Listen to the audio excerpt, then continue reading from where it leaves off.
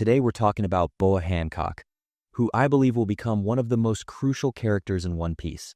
We're going to look at who she is, her past, her trauma, her powers, and her role in the story as the leader of Amazon Lily, as well as how Netflix should portray this character. Because Hancock isn't just a simple character. She's a warrior, a queen, a woman carrying trauma, and one of the most iconic figures in the entire One Piece universe. She's also my favorite character after Luffy.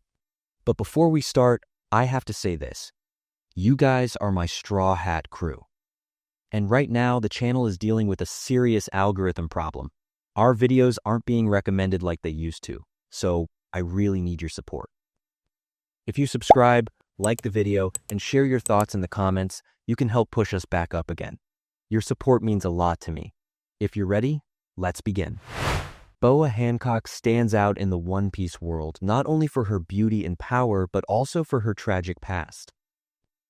As the Queen of Amazon Lily, Hancock appears cold, proud, and untouchable, but that facade is rooted in deep vulnerability from her time as a slave.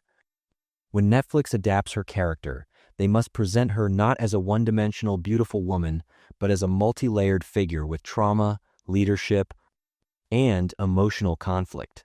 Because what makes Hancock compelling isn't just her beauty, it's the combination of being a powerful warrior while internally shattered.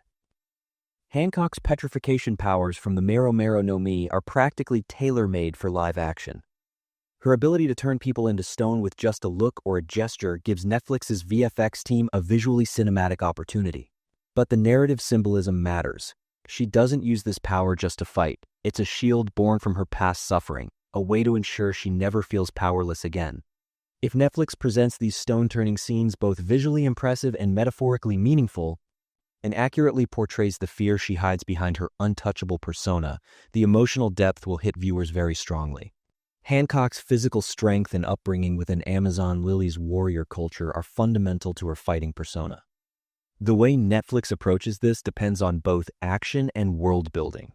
Training sequences among Amazon women, battle rituals, and moments showcasing Hancock's Haki pressure can elevate her royal charisma while defining the tone of the live adaptation.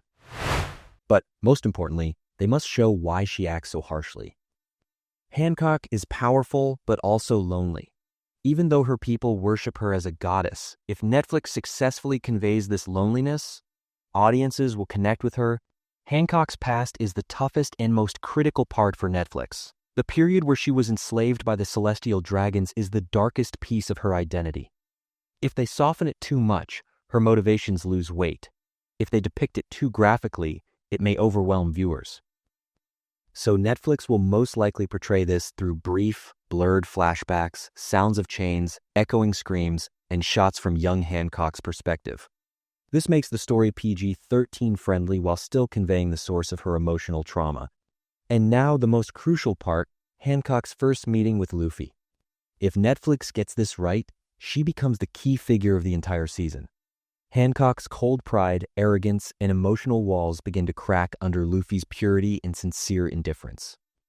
This isn't just a romantic moment. It's the first time she meets someone she can trust unconditionally. If Netflix combines humor, sweetness, and emotional depth in these scenes, Hancock might become one of the audience's favorite characters.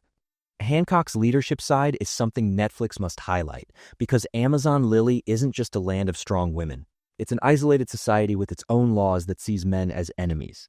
The more detailed and believable this culture is portrayed, the more impactful Hancock's rule will seem.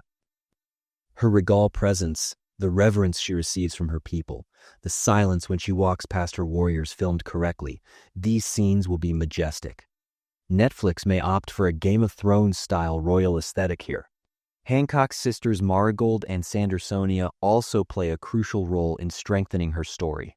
The shared trauma among the three creates a dramatic yet heartfelt bond.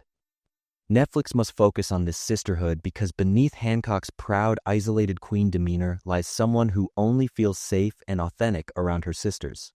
Flashbacks of their escape, shared pain, and moments of holding on to each other will be dramatic gold. Hancock's Mero Mero no Mi powers are not just visually interesting, they're emotionally layered. If Netflix portrays them as simple stone effects, the character loses depth. Hancock uses this ability as offense, defense, and an emotional barrier. Luffy's immunity to her charm is one of the greatest shocks of her life, and portraying this moment properly would be hugely impactful. For the first time, someone sees her not for her beauty, but for who she is breaking her emotionally. The most critical balance Netflix must master is Hancock's mix of arrogance plus vulnerability. Her "my beauty excuses everything" attitude is not a joke, it's trauma masking itself. If they portray her as just a comedic ego character, her dramatic significance collapses. Real Hancock is proud yet insecure, powerful yet emotionally fractured. Only a top-tier actress can bring all of these layers to life.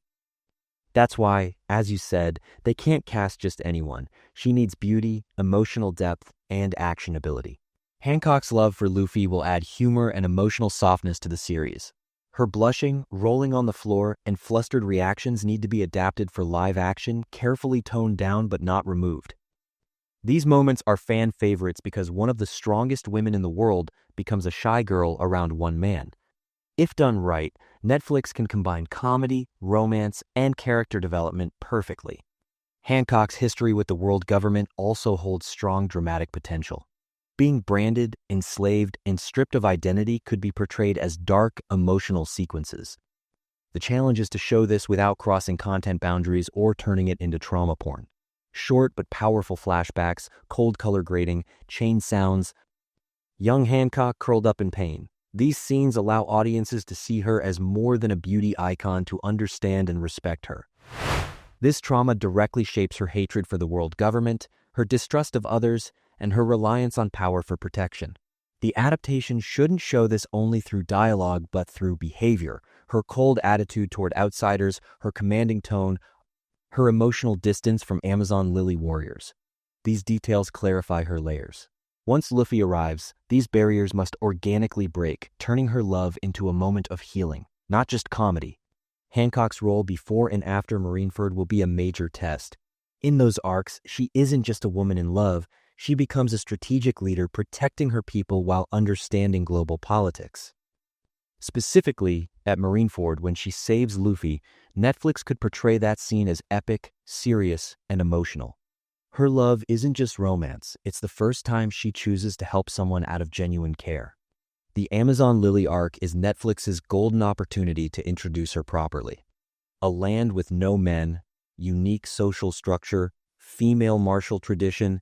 This is massive world-building material.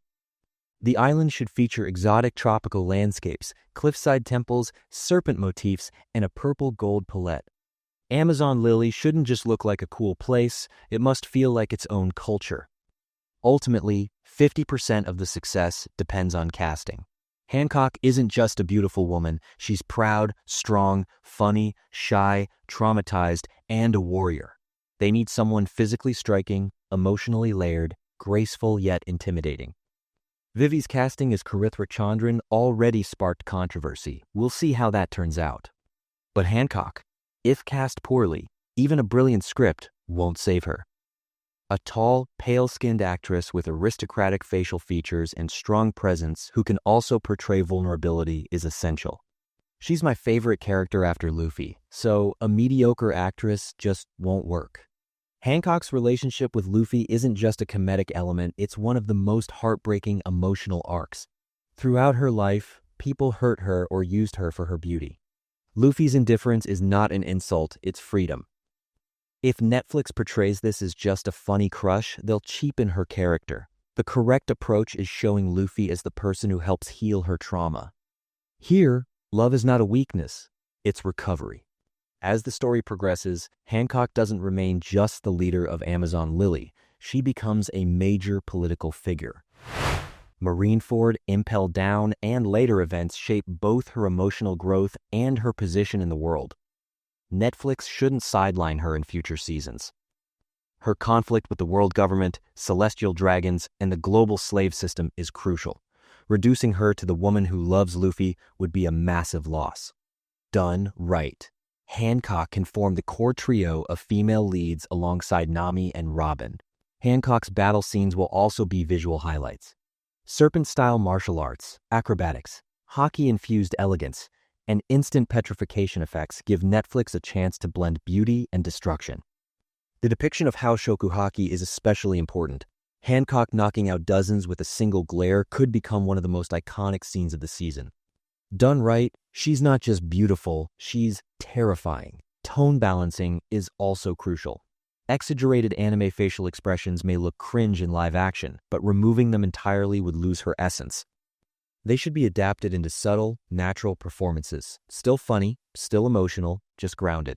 Hancock melting at the sight of Luffy should be cute, her posture should be regal, her tears should be dramatic. These tones must blend together. In conclusion, Boa Hancock is not just a powerful side character. She is one of the emotional, political, and thematic pillars of the One Piece universe. Netflix must choose the right actress, build Amazon Lily with cultural and aesthetic depth, portray her trauma realistically, and treat her relationship with Luffy as character growth rather than comedy. If done right, Hancock could become one of the most beloved characters in the live action, adding depth to the story and keeping fans like me glued to the screen.